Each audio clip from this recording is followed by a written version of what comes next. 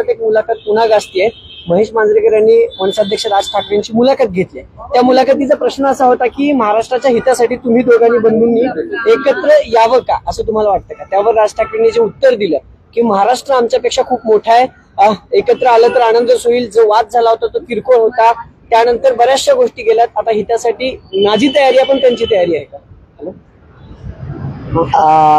राज ठाकरे असं म्हणाले की आमच्या वादापेक्षा महाराष्ट्र मोठा आहे, ही त्यांची लाईन होती।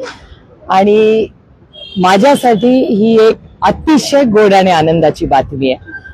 योगायोगाने ती बातमी बघितल्या मी दोघांनाही संपर्क साधला आणि आज मनापासून म्हणजे माझ्या अंगावर आज ऍक्च्युली काटा आलाय की इतका आनंद आणि समाधानी गोष्ट होती। कारण आमचे आणि बाळासाहेब ठाकरेंचे 5-6 दशकाचे कौटुंबिक संबंध आहे आणि दोघंही म्हणजे उद्धवजी आणि राजजी दोघंही आम्हाला सगळ्यांना, आमच्या पवार कुटुंबाला अतिशय दोघंही तेवढेच प्रिय आहेत। आणि आज दोघं भाऊ एकत्र येत आहेत।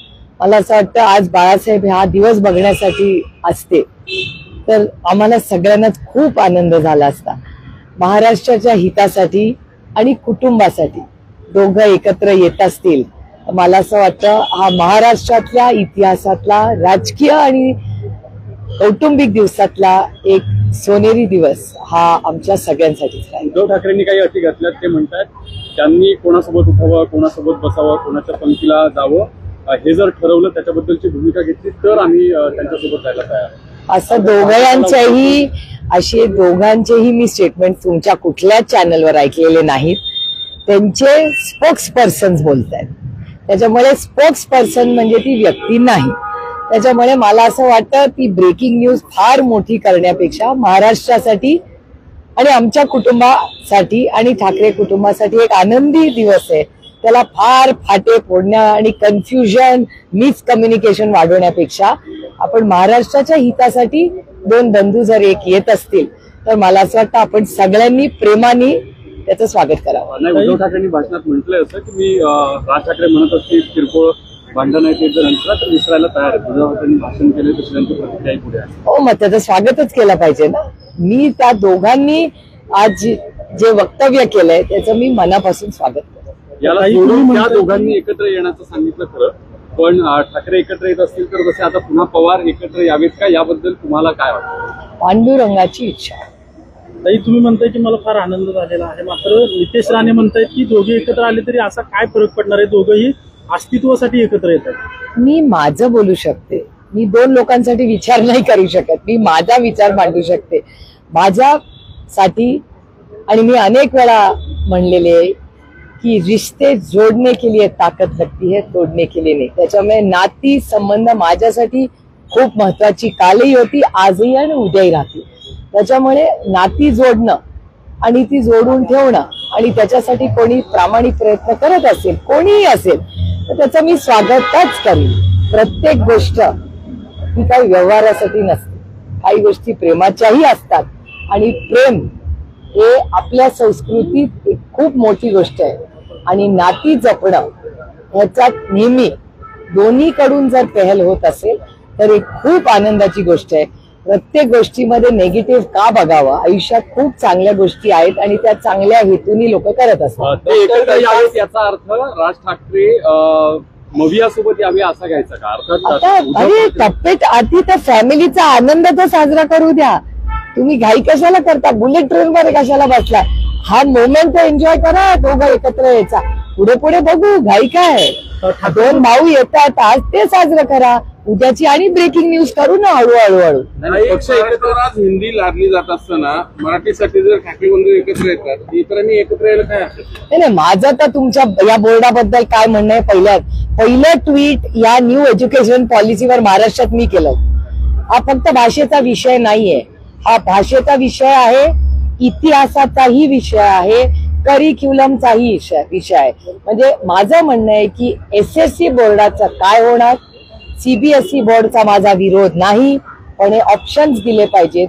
SSC बोर्डामध्ये मी पुन्हा तेच रिपीट करते, पुन्हा तेच सांगते की SSC बोर्डाचा असरचा रिपोर्ट गाववाडी वस्तीचा फार काय सगळ्या देशात उत्तम आहे का तशी परिस्थिती नाही. तेव्हा ज्या शिक्षकांना अजून मदतीने मुलांना 100% गणित, भाषा, इतिहास, सायन्स हे शिकवायचं आहे, ते शिकवतानाच SSC बोर्डाची अडचणी आहेत.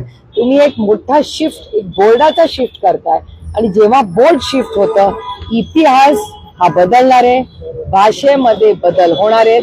कुठल्याही भाषेचा विरोध, आमचं म्हणणं आहे 100 भाषा शिकायच्या 100 शिका, आमचं स्वागतच आहे, पण लादू नका कुठलीही गोष्ट. पालकांना ठरवू दे की आपल्या मुलांनी कुठली भाषा शिकावी. त्याच्यात पालकांना वाटत असेल 5 भाषा शिकवा, जरूर शिकवा, तुमची मुलं आहेत, तुमचा अधिकार आहे. काही दिनानाथ आणि मंगेशकर मुद्दा रुग्णालय हा प्रकरणी विषय मोठी बातमी समोर आली आहे ताई. डॉक्टर गैसास यांच्यावरती अलंकार पोलीस स्टेशनमध्ये गुन्हा दाखल करण्यात आलेला आहे. सध्या प्रक्रिया सुरू आहे असं सांगितलं जाते, परंतु गुन्हा दाखल जवळपास झालेला आहे. पुणे पोलिसांनी एक पाऊल पुढे टाकलेलं पाहायला मिळतं. तर मी त्याचं मनापासून स्वागत करते, कारण ज्या पद्धतीने सरकार काहीच करत नव्हतं, तेव्हा माझे सहकारी प्रशांत दादा जगताप यांनी कोर्टात जायचा निर्णय घेतलेला आहे. कारण का सरकार काही हालचालच करत नव्हतं. काही लोक तर पार क्लीन चिट पर्यंत पोहोचले होते. हे अतिशय दुर्दैवी, एका महाराष्ट्राच्या लेकीची हत्या झालेली आहे आणि या हत्येला इतका हलक्याने आपण घ्यावं. अहो, ती कुणाची तरी लेक आहे, ती कुणाची तरी बहीण आहे, कुणाची तरी सून आहे, नणंद आहे, वहिनी आहे, असं नाही हो चालत. माणुसकी राहिलीये का नाही या समाजामध्ये आणि या सरकारमध्ये? काही लाडकी बहीण योजनेत 2100 रुपये मिळणार की नाही हा एक प्रश्न आहे. अजूनपर्यंत ते मिळत नाही. लाडकी बहीण फक्त मतासाठी होती का, असा प्रश्न एक आता उपस्थित केला जातो. आता याचं उत्तर सकाळी या सरकारमधल्या एका वरिष्ठ मंत्र्यांनी दिलेलं आहे, त्याच्यामुळे त्याच्यावर वेगळं मला काही बोलायची गरज वाटत नाही. ठाकरेंबद्दलचा मुद्दा फक्त हिंदीमध्ये. आज राजी और उद्धव जी ने जो दोनों तरफ से आज पहल हुई है, उसके मैं तहे दिल से स्वागत करती हूँ. और आज सिर्फ एक कमी रहेगी, आज बाला साहब और हमारी ताई जी दोनों अगर होते, मीना ताई और बाला साहब आज होते, तो उन दोनों को बहुत अच्छा लगता. थँक्यू. Thank you. गुन्हा दाखल झाला आहे, बरोबर.